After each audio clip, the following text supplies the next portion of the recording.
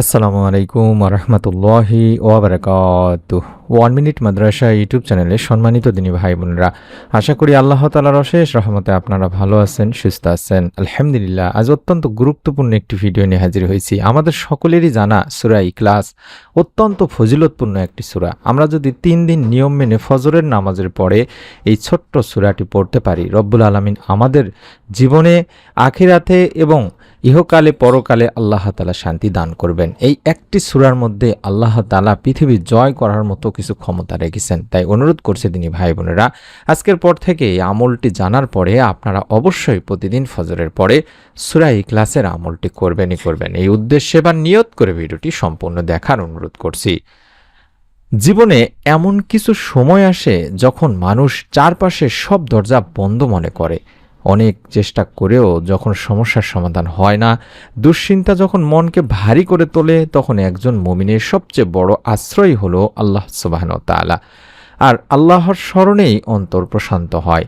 আজকের এই ভিডিওটিতে তাই আমরা আলোচনা করব সূরা ইখলাস নিয়ে, কারণ এটি একটি ছোট্ট কিন্তু অত্যন্ত মর্যাদাপূর্ণ সূরা, যার মধ্যে রয়েছে আল্লাহর তাওহীদ ও একত্ববাদের অত্যন্ত গুরুত্বপূর্ণ ঘোষণা।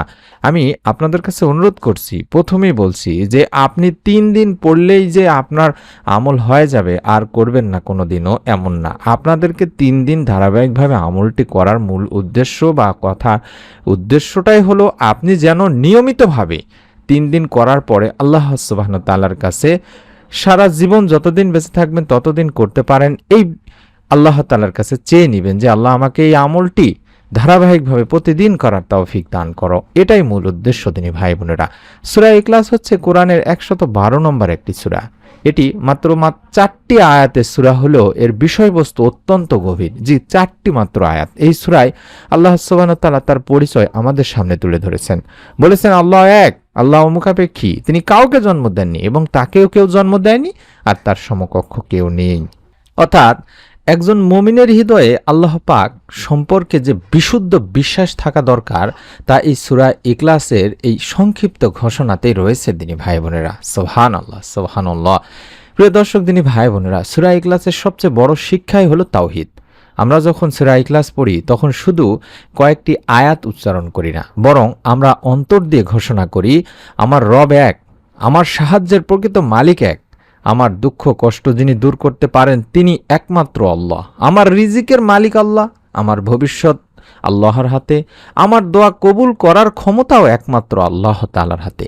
এই বিশ্বাস একজন মুমিনের হৃদয়কে শক্তিশালী করে দিনী ভাই বোনেরা। এখন আসুন খুব সহজ একটি রুটিন তৈরি করে দেই আপনাদেরকে। আগামী 3 দিন আপনি প্রতিদিন সূরা ইখলাস তেলাওয়াত করবেন। এর জন্য এমন কোনো নির্দিষ্ট সংখ্যা আমরা নির্ধারণ করছি না, যা সহি দলিল দ্বারা প্রমাণিত নয়। আপনি চাইলে প্রতিদিন নামাজের পর অথবা সুবিধাজনক কোনো সময় মনোযোগ দিয়ে সূরা ইখলাস পড়তে পারেন। তবে যেই সময় দোয়া বেশি কবুল হয়, যেমন দিনের শুরুটা ফজরের নামাজের পরে যদি আপনি পড়তে পারেন, তাহলে সবচেয়ে ভালো যে আপনি সারা দিনের জন্য আল্লাহ সুবহানাহু ওয়া তাআলার কাছে আপনি একটি সুন্দর আমল দিয়ে শুরু করলেন। প্রথম দিন ওযু করে শান্ত পরিবেশে বসুন এবং আল্লাহর প্রশংসা করুন, অর্থাৎ সূরা ফাতিহা পড়তে পারেন। তারপরে দরুদ শরীফ কয়েকবার পড়তে পারেন, অর্থাৎ দরুদে ইব্রাহিম অথবা ছোট যে দরুদটি দেখাচ্ছে, আল্লাহুম্মা সাল্লি আলা মুহাম্মাদিন ওয়া আলা আলি মুহাম্মাদ, আল্লাহুম্মা সাল্লি আলা মুহাম্মাদিন ওয়া আলা আলি মুহাম্মাদ, এগুলো ছোট দরুদ। তারপর মনোযোগ দিয়ে সূরা ইখলাস তিলাওয়াত করুন। এরপর নিজের ভাষায় আল্লাহ তাআলার কাছে দোয়া করুন। বলুন এভাবে যে, হে আল্লাহ, আপনি আমার রব, আপনি এক ও অদ্বিতীয়, আমার দুর্বলতা আপনি জানেন, আমার প্রয়োজন আপনি জানেন, আমাকে আপনার রহমত দান করুন, আমার গুনাহ যত আছে সমস্ত ক্ষমা করুন এবং আমার জন্য যা কল্যাণকর তা সহজ করে দিন। দ্বিতীয় দিন আপনি ওই একইভাবে আল্লাহকে স্মরণ করুন, প্রথম দিনে যেভাবে আমল করেছেন। তবে একটি বিষয় মনে রাখবেন, আমল করার উদ্দেশ্য শুধু দুনিয়াবী সমস্যা সমাধান করা নয়। আমাদের প্রথম উদ্দেশ্য হওয়া উচিত আল্লাহর সন্তুষ্টি লাভ করা। কারণ একজন মুমিন জানেন আল্লাহ আমাদের জন্য যা নির্ধারণ করেন তার মধ্যেই প্রকৃত কল্যাণ রয়েছে। হয়তো আমরা যে জিনিসটি চাইছি সেটি আমাদের জন্য ভালো নয়, আবার হয়তো আল্লাহ আমাদের চাওয়া জিনিসটি অন্য সময় দেবেন, যা এখন আমাদের জন্য উত্তম বা কল্যাণকর নয়। তাই দোয়ার সময় অবশ্যই বলুন যে, হে আল্লাহ, আমি যা চাই তা যদি আমার জন্য কল্যাণকর হয় তাহলে তা আমাকে দান করুন, আর যদি এতে আমার জন্য অকল্যাণ থাকে তাহলে তা আমার থেকে দূরে রাখুন এবং তার পরিবর্তে উত্তম কিছু দান করুন। তৃতীয় দিনে সূরা ইখলাস তেলাওয়াত করুন। এরপর আপনি আপনার নিজের পরিবার, মা বাবা, সন্তান, আত্মীয় স্বজন এবং সমগ্র মুসলিম উম্মাহের জন্য দোয়া করুন। যারা ঋণের মধ্যে আছেন তাদের জন্য দোয়া করুন, যারা দুশ্চিন্তায় আছেন তাদের জন্য দোয়া করুন, যারা রিজিকের সংকটে আছেন তাদের জন্য দোয়া করুন, যারা অসহায় তাদের জন্য দোয়া করুন। আর নিজের জন্য বলুন যে, হে আল্লাহ, আমার অন্তরকে আপনার উপর তাওয়াক্কুল করার তৌফিক দিন, আমার ঈমানকে শক্তিশালী করুন, আমার গুনাহ ক্ষমা করুন, আমার জন্য হালাল রিজিকের দরজা খুলে দিন এবং আমার জীবনে বরকত দান করুন। দোয়ার সময় একটি বিষয় মনে রাখবেন দিনী ভাই বোনেরা, অনেক সময় আমরা দোয়া করি এবং মনে করি আজ দোয়া করছি কালই ফল পেতে হবে, কিন্তু দোয়া এমন কোনো যান্ত্রিক প্রক্রিয়া নয়। আল্লাহ আমাদের দোয়া শোনেন, আল্লাহ আমাদের অবস্থা জানেন, আল্লাহ জানেন কোন সময় কোন জিনিস আমাদের জন্য ভালো। তাই দোয়া করার পর হতাশ হবেন না, আপনার দোয়া কবুল হচ্ছে না এমন ধারণা করবেন না, বরং আল্লাহর উপর ভরসা রাখুন।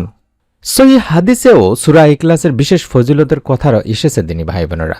আল্লাহ রাসূল সাল্লাল্লাহু আলাইহি সাল্লাম সূরা ইখলাস সম্পর্কে বলেছেন যে এটি কোরআনের 1/3 সমান বা সমতুল্য। সুবহানাল্লাহ। এ কারণে সূরা ইখলাসকে হালকাভাবে দেখার কোনো সুযোগ নেই। মাত্র 4টি আয়াত, কিন্তু এর মধ্যে রয়েছে আল্লাহর পরিচয় এবং তাওহীদের গভীর শিক্ষা। তাই প্রতিদিন কোরআন তেলাওয়াতের অভ্যাস গড়ে তুলুন। শুধু সূরা ইখলাস নয়, সম্ভব হলে কোরআনের অন্যান্য সূরাও পড়ুন এবং অর্থ বোঝার চেষ্টা করুন। ধরুন আপনি এমন একটি সমস্যার মধ্যে আছেন যার সমাধান আপনি দেখতে পাচ্ছেন না, মানুষের কাছে বারবার সাহায্য চেয়েও হয়তো সমাধান পাননি। সেই সময় মনে রাখবেন আল্লাহ আছেন, আপনি তাকে ডাকতে পারেন। আপনার কান্না তিনি জানেন, আপনার কষ্ট তিনি জানেন, আপনার না বলা কথাও তিনি জানেন। তাই সিজদায় যান, আল্লাহর কাছে নিজের কথা বলুন, কোরআন পড়ুন, ইস্তেগফার করুন, দরুদ পড়ুন এবং নিজের অন্তরকে আল্লাহর সঙ্গে যুক্ত করুন। আজ থেকে একটি ছোট্ট অভ্যাস তৈরি করুন, আগামী 3 দিন নিয়মিত সূরা ইখলাস তেলাওয়াত করুন।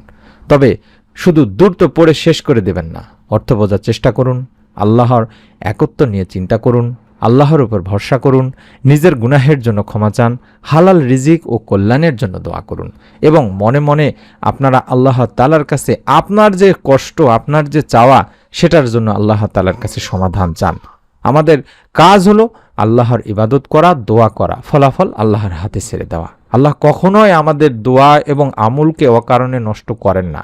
তাই হতাশ হবেন না, আল্লাহর রহমত থেকে নিরাশ হবেন না। আপনারা আল্লাহ তাআলার কাছে বেশি বেশি করে দোয়া করতে পারেন যে, হে আল্লাহ, আমাদের গুনাহ ক্ষমা করুন, আমাদের ঈমান মজবুত করুন, আমাদের অন্তরকে আপনার স্মরণে জীবিত রাখুন। সূরা ইখলাসের শিক্ষা আমাদের জীবনে বাস্তবায়ন করার তৌফিক দিন, আমাদের দুশ্চিন্তা দূর করুন, আমাদের হালাল রিজিকে বরকত দিন, আমাদের পরিবারকে শান্তি ও নিরাপত্তা দিন, আমাদের বিপদ আপদ থেকে হেফাজত করুন, আমাদের দোয়া কবুল করুন এবং আমাদের জন্য যা কল্যাণকর তা সহজ করে দিন। ইয়া রব্বুল আলামিন, আমিন।